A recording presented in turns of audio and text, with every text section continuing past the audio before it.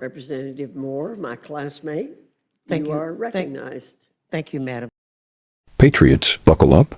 What you're about to hear is another loud, dramatic, and quite frankly dishonest liberal rant from the House floor, this time coming from Representative Gwen Moore. And if you haven't seen this video yet, oh, trust me, you're going to want to stick around. Now, she calls it the worst bill she's ever seen. We call it a much-needed step toward fiscal sanity and putting America first again. This isn't just about taxes. It's about values, responsibility, and finally holding Washington accountable for its reckless, bloated spending habits. But instead of addressing real numbers, real debt, and real reform, what do we get? Over-the-top biblical analogies, emotional manipulation, and the same tired Democrat talking points that have failed this country time and time again.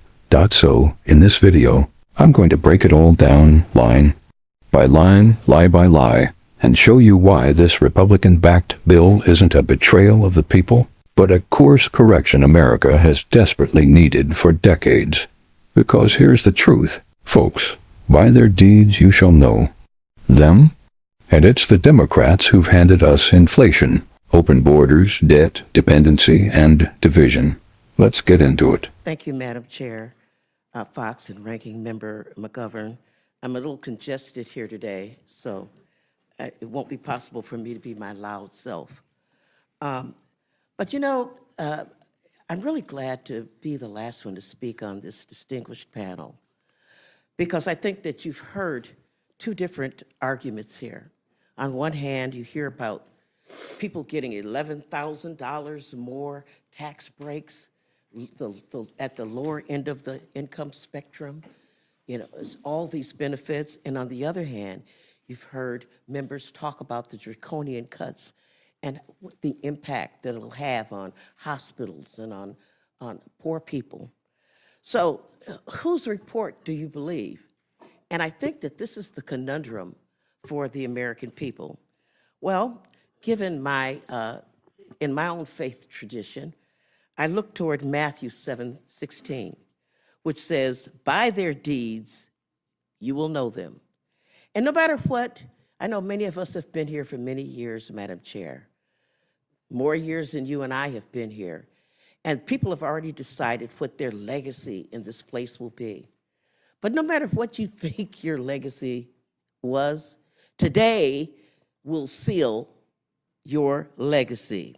Your legacy will be sealed in the next 36 hours by virtue of how you vote on this bill. And I think that the American people are now seeing the soul of the formerly grand old party. This Republican Party is nothing like the GOP. You know, the Committee on Ways and Means was asked to increase the U.S. debt by trillions of dollars. And boy, did we meet that mark with this bill. We done good with regard to meeting that market. And what did the American people buy with the $4 trillion in debt? Massive tax goodies for billionaires at the cost of 17 million Americans losing health care coverage and more hungry school children. By their deeds, you will know them. This is the moment for all of us to stand on the shores of the Rubicon, where you can never go back on your legacy. As Senator Tillis from the great state of North Carolina, he has decided that he cannot go back, whatever happens in North Carolina, that he would rather resign than to go back on his values as a human being. So as we once again consider the billionaires' bonanza bill, which of course the Senate made worse. I mean, it's hard to imagine, but they did. The Republican senators found a way to provide more debt, more lost health coverage, and stifling clean, renewable energy of the future. You know, our nation's founding fathers entrusted this House of Representatives to tax and spend. They felt that the House would act more responsibly with this awesome power because we are responsive to the people. And yet, this legislation is nothing short of a total betrayal of the Founding Fathers' faith in this body. You know, I take particular, and I'm representing the Ways and Means Committee, we take particular offense at the characterization of millions of citizens as cheats, fraudsters, and wastes in order to justify the cuts. The dehumanization of people has been extraordinary in order to create the narrative. You know, because this bill, in fact, will make this country sicker, less educated, hungrier, and deeper in debt. And for what? So that billionaires and corporations can have more and more and more. By their deeds, Madam Chair, you shall know them. Back in May, when we went through the paces on this bill, we had a bill that handed out billions and billions of dollars to millionaires. In fact, when we looked at this bill, on average, a person making over $1 million got a tax cut of $81,500. The bill in front of us, sent back by the Senate, has an average tax cut for a person making over $1 million at $96,000. That's right. The United States Senate took our House bill and said $81,000 in tax cuts just isn't enough for millionaires. We got to give them even more tax cuts. Now, let's check in on the average Americans who are teaching our children and building our roads in Milwaukee and Greensboro and New Brownsville and Rock Hill or Bloomington. In May, we learned that on average, a household that makes under $50,000 got a tax cut of just 73 cents per day. That was about $247. Spend it wisely, America, because it's going to cost you your health care and your child's education. By their deeds, you will know them. And by the deeds of the United States Senate, we saw that we provided even more and more and more to millionaires and billionaires.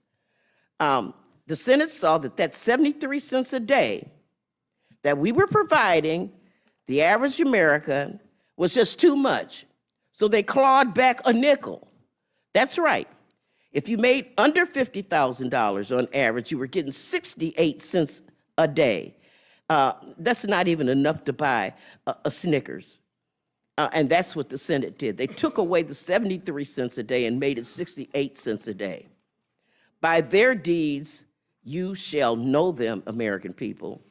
When we were here in May, we learned that in just 2027 alone, the top 0.1%, not 1%, 0.1%, the richest of the rich, that is people making over $2 million a year, the people who we are told pay the most taxes, well, they got $50 billion in tax cuts just in 2027. $50 billion with the capital B. That was a House bill. But you know what? That $50 billion just wasn't enough for the Senate. They thought that because they objected to it not making enough cuts, so they decided to squeeze more and more and more from the old, infirm, and children. So they moved that number to $60 billion that they gave tax cuts to. That's right. In 2027 alone, the top 0.1% got $60 billion in tax cuts. Now, imagine the need in this country for better schools, child care, and job training. Imagine the needs we could address with the money. Nope. Republicans want to give a stimulus boost to the super yacht market. Madam Chair, back in May when we were here, I expressed my deep sadness that in order to, quote unquote, pay for these tax cuts, Republicans were kicking millions of the most vulnerable Americans off health care. Well, you heard it here from this panel. The Senate upped that number to 17 million people. What will we do? What will the Americans in nursing homes do? when that money is moved from health care to the banks of the wealthy? Put them into the streets and hope for the best? Maybe they can get online and do a GoFundMe for all their health care needs. By their deeds, you will know them. Finally, Madam Chair, when we were here last May, we had a bill that the CBO said would blow up the deficit by $2.4 trillion. And when you add interest costs to that, you get $3 trillion. I know we have a lot of people among our Republican colleagues that don't like debt, but for some reason, they like this debt. And the Senate saw this, and they were thinking, gee, $3 trillion in debt, we can afford a little bit more debt. Why don't we just juice that number and make the debt number $4 trillion? Yep. So I don't know what it means to be a fiscal hawk, because if you vote for this bill, you're adding $4 trillion to the debt. You know, I know that Republicans have gone on TV for months and months and months, solemnly insisting to the American people that this bill is going to cut the debt, that this will not hurt anybody on Medicaid, just those lazy bums and you know, unworthy people. They've given us fantastical growth projections coming out of the White House. They're going to look at revenue from tariffs that are going to save the country and generate all these savings. Well, by their deeds, you're going to know them. Maybe this is what the Senate was thinking when they said that trillions of dollars in tax debt, we don't know the exact number yet, but somewhere between $4 to $5 trillion in tax debt equals zero. I got 3 great-granddaughters. I don't know how in the world I'm going to teach them that math. So, Madam Chair, I'll close with this. I know that sometimes here we're prone to exaggerations. I've heard a lot of exaggerations here today about how, you know, people are going to get $7,200 more in income and all these tax breaks. I don't know, a lot of drama around here. But I'm not being dramatic when I say that this lipstick on the pig is the worst bill I've seen since I've been in Congress. Showering millions on millionaires and billionaires with tax cuts they don't need, sticking our grandkids with the tab, kicking 17 million people off health care, cutting the neediest off of SNAP benefits, cutting off our energy, clean energy future. The moral failings of this building are just too many to count. And yet, rather than step back and ask ourselves, is this really what we want to do? We're barreling toward an arbitrary deadline. And I'll tell you, the American people will not be celebrating on the 4th of July. They'll be looking at us, and when they ask me, what's the difference between Democrats and Republicans? I will refer them to H.R. 1, the Senate amendment to H.R. 1, and say, by their deeds, you will know them. And I yield back. Really? The Bible now? Funny how Scripture only gets quoted when it suits their political narrative. Let's not forget, it's Democrat policies that crippled small businesses during lockdowns, pushed radical ideologies in schools, and prioritized illegal immigrants over struggling Americans. So yes, by their deeds, we do know them. You know what they never tell? You? Millionaires are the same folks creating jobs, paying the bulk of our taxes, and keeping the economy running, not sitting around waiting for government handouts. If you punish success, you cripple innovation. This isn't about greed, it's about growth. Democrats love doing this math trick, but they ignore what those tax reforms actually mean long-term. More investment, more businesses hiring, less bureaucracy bleeding the economy dry.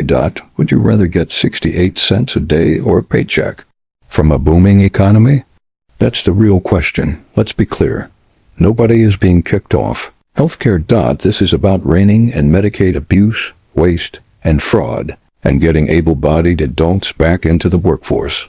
Republicans are not against care. We're against corruption and dependency. That's the difference. If this is lipstick on a pig, then Democrat policies are a fully dressed-up clown parade. They've run up trillions in debt, and suddenly they're worried about a Republican bill that finally addresses overspending. Give me a break. This speech was dramatic, emotional, and full of fear-mongering. But here's the bottom line. Patriots, the American people are tired of being lied to. We want lower taxes, a balanced budget, and a future where our kids aren't buried in debt. And we want a government that rewards work, not whining. So the next time a liberal gets on their soapbox, quoting scripture and scolding us for trying to fix a broken system, remember this video. We're done apologizing for putting America first. No more guilt trips. No more gaslighting, just real results. Like, share, and subscribe if you're proud to stand with American values and reject this emotional blackmail coming from the left.